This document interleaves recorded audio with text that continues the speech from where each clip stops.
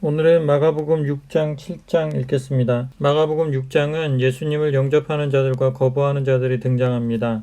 먼저 예수님의 고향 사람들은 거부합니다. 이 사람이 마리아의 아들 목수가 아니냐.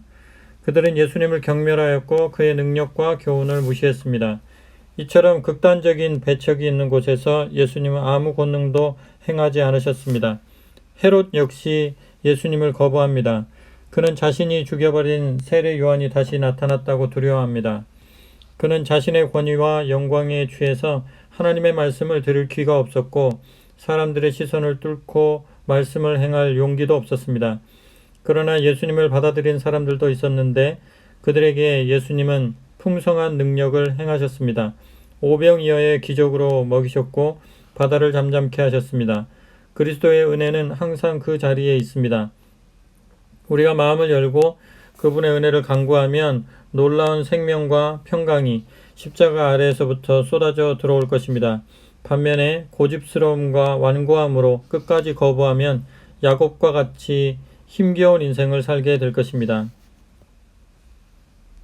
마가복음 6장 읽겠습니다. 예수께서 그곳을 떠나 제자들과 함께 고향인 나사렛으로 가셨다. 안식일이 되어 회당에서 가르치시자 사람들은 본래 자기 고향 사람인 예수가 지혜로운 말씀과 이적을 행하시는데 놀라서 이렇게 말하였다. 저 사람이 어디서 이런 놀라운 지혜와 권능을 얻었을까? 저 사람은 우리보다 하나도 나을 게 없는 목수가 아닌가? 마리아의 아들이고 야고보와 요셉, 유다, 시몬의 형이 아닌가? 또 그의 누이들도 여기서 우리와 같이 살고 있지 않은가? 그들은 예수를 믿으려 하지 않았다.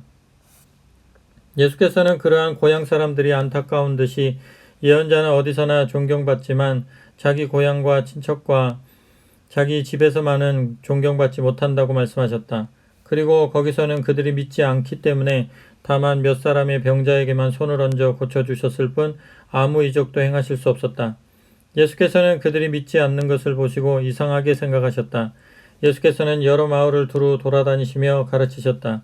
그리고 12제자를 불러 더러운 귀신을 쫓아내는 능력을 주시고 둘씩 짝지어 보내셨다. 예수께서는 그들에게 여행할 때 지팡이 외에는 먹을 것도 자루도 돈도 갈아 신을 신과 갈아입을 옷도 가지고 다니지 말라고 이르셨다. 그리고 이렇게 말씀하셨다. 어느 마을에 가든지 그곳을 떠날 때까지 한 집에 머무르라.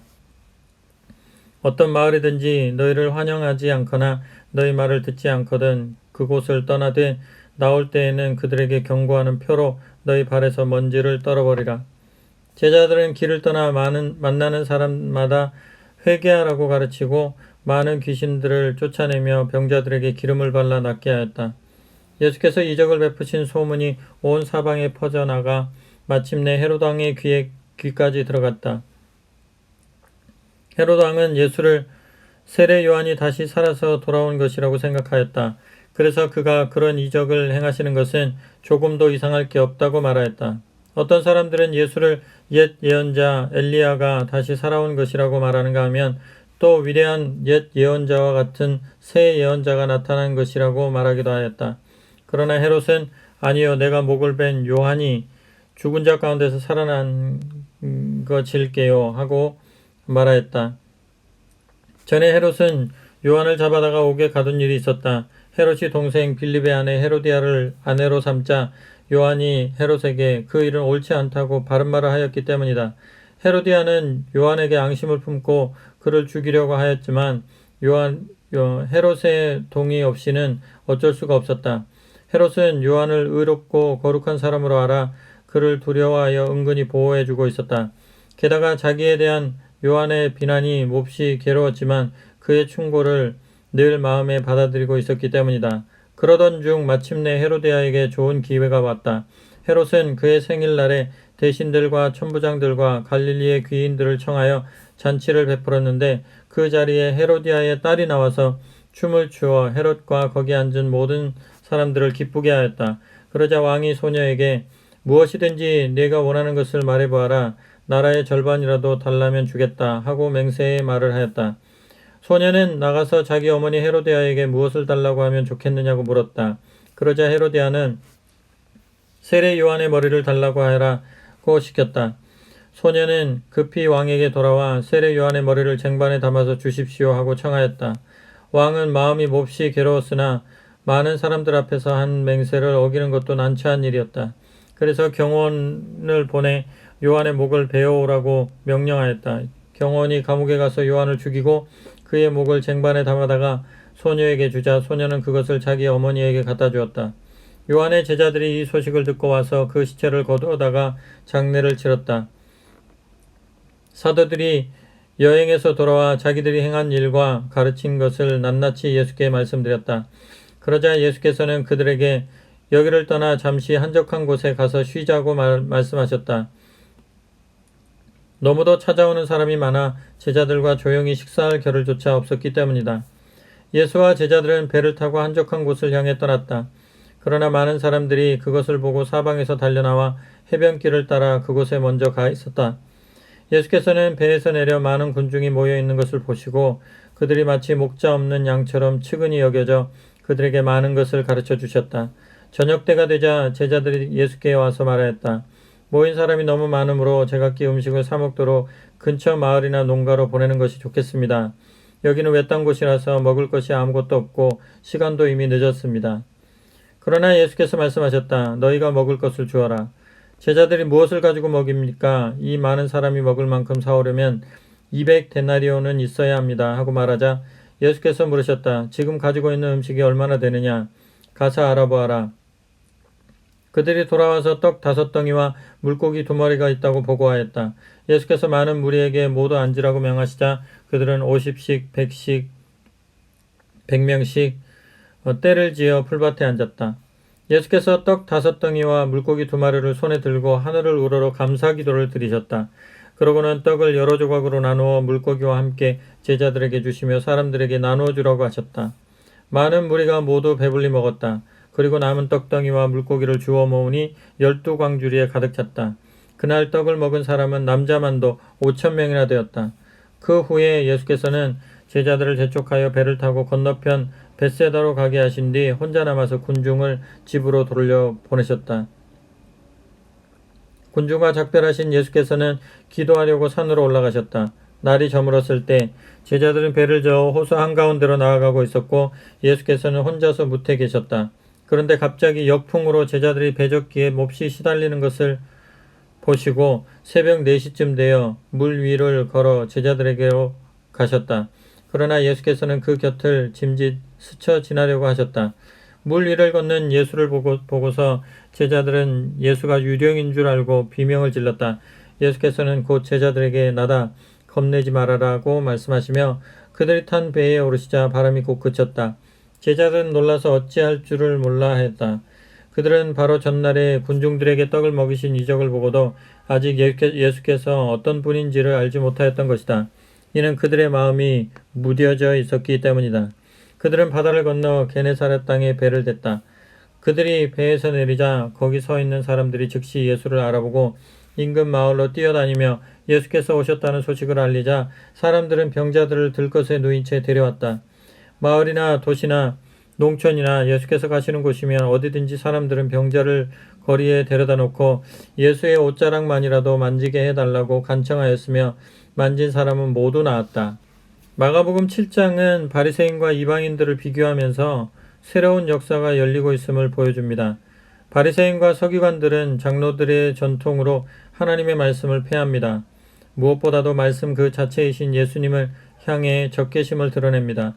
반면에 두로지방의 이방인들은 예수님을 붙듭니다. 수로보닉의 여인, 귀먹고 말 더듬는 자에게 행하신 예수님의 능력은 이방 지역에도 복음이 선포될 것을 예고합니다. 오랜 세월 어둠에 갇혀있던 이방 지역에 서서히 빛이 들어오기 시작한 것입니다. 마가복음 7장 읽겠습니다. 어느 날 바리새파 사람들과 율법학자 몇 사람이 예루살렘에서 예수를 보러 왔다가 예수의 제자 몇 사람이 식사하기 전에 손을 씻지 않고 음식 먹는 것을 보았다. 유대 사람들, 특히 바리새파 사람들은 옛 전통을 지켜 손을 깨끗이 씻은 뒤에야 음식 먹는 관습이 있었다. 또 시장에서 돌아왔을 때는 몸을 깨끗이 씻은 다음에야 음식에 손을 댈 수 있었다. 그 외에도 단지나 잔이나 녹그릇을 씻는 의식 등 많은 규례들을 지켜오고 있었다. 바리새파 사람들과 율법학자들이 예수께 물었다. 왜 당신의 제자들은 우리의 옛 관습을 따르지 않고 더러운 손으로 그냥 음식을 먹습니까? 예수께서 이렇게 대답하셨다. 이 위선자들아, 이사야가 너희에 대해 이미 적절한 예언을 하였다. 이 백성이 나를 섬긴다고 주장을 하지만 사실은 말로만 나를 섬기고 높일 뿐 마음은 내게서 아주 멀리 떠나 있다. 그들이 나를 경외하며 제물을 바친다고 해도 아무 쓸모없는 일이다. 그들은 나를 세계의 주인으로 인정하지 않고 자기들에게 편리한 대로 생각해내어 만든 규정에 따라서만 나를 높이고 섬기기 때문이다. 얼마나 옳은 말이냐. 너희는 하나님의 율법을 버리고 너희 자신의 전통만을 고집하고 있다. 그러나 사실은 너희 자신의 전통을 지킨다는 명목으로 사람들을 짓밟고 있으니 그것이야말로 하나님의 율법을 어기는 것이다. 모세는 내 부모를 공경하라고 하였고 어미나 아비를 우습게 여기는 자는 반드시 사형에 처해야 한다고 하였다. 그런데 너희는 부모에게 미안합니다. 저는 부모님을 도와드릴 수 없습니다. 부모님께 드려야 할 것을 하나님께 드렸기 때문입니다. 하고 말하기만 하면 된다고 하면서 진정으로 부모에게 아무것도 해드리지 못하게 하고 있지 않느냐. 이것이 바로 너희들 인간이 만든 전통을 지키기 위해 하나님의 율법을 어기고 있는 것이 아니란 말이냐. 이는 단 하나의 예에 불과하다. 그 밖에도 너희는 그와 비슷한 일을 많이 저지르고 있다. 그러고 나서 예수께서는 군중을 불러 말씀하셨다. 너희는 모두 잘 듣고 깨달으라. 밖에서 들어가는 것이 너희를 더럽히는 것이 아니라 안에서 나오는 것이 너희를 더럽힌다. 들을 귀가 있는 사람은 들으라. 예수께서 군중을 떠나 집으로 들어가셨을 때에 제자들이 그 말씀의 뜻이 무엇인지를 물었다. 예수께서는 너희도 알아듣지 못하였느냐? 너희가 먹는 음식이 너희를 더럽히는 것이 아니라는 것을 아직도 알지 못하느냐? 음식은 배로 들어가 뒤로 배설해버리면 그만이다. 하시며 음식의 깨끗함보다 마음의 정결함을 강조하셨다. 그리고 덧붙여 말씀하셨다. 사람들에게서 나오는 것이 사람을 더럽힌다. 곧 인간의 마음에서부터 악한 생각이 나와서 도둑질, 살인, 간음, 탐욕, 악의, 사기, 방탕, 시기, 중상, 교만, 그리고 여러 가지 어리석은 죄를 짓게 한다. 이 모든 악한 것이 너희 마음속에서 나와 너희 육신을 더럽히며 하나님 앞에 설 수 없는 사람으로 만드는 것이다. 예수께서는 갈릴리를 떠나 두로 지방으로 가셨다. 그리고 예수께서는 거기 계시다는 것을 아무에게도 알리지 않으려 하셨으나 그렇게 할 수가 없었다. 여느 때와 마찬가지로 예수께서 오셨다는 소문이 금방 퍼져나갔기 때문이다. 바로 그때 더러운 귀신 들린 어린 딸을 둔 여자가 예수의 소문을 듣자마자 달려와서 예수의 발 앞에 엎드려 자기 딸에게서 귀신을 쫓아내달라고 간청하였다. 그 여자는 업신여김을 받는 헬라인으로 수로보닉의 태생이었다. 예수께서 그 여자에게 말씀하셨다. 나는 먼저 내 식구들인 유대인들부터 돌봐야 한다. 자녀들이 먹을 음식을 강아지에게 던져주는 것은 옳지 않다. 그 여자가 대답하였다. 선생님, 옳은 말씀입니다. 그렇지만 상 밑에 있는 강아지도 아이들이 흘린 부스러기는 얻어먹질 않습니까? 그러자 예수께서 말씀하셨다. 그래, 훌륭한 대답이다. 내가 내 어린 딸을 고쳐주겠다. 집으로 돌아가라. 귀신이 벌써 내 딸에게서 떠나갔다. 그 여자가 집에 돌아가 보니 어린 딸은 조용히 자리에 누워 있었고 귀신은 떠나가고 없었다. 예수께서 두로 지방을 떠나 시돈에 가셨다가 데가볼리 지방을 거쳐 갈릴리 호수로 돌아오셨다.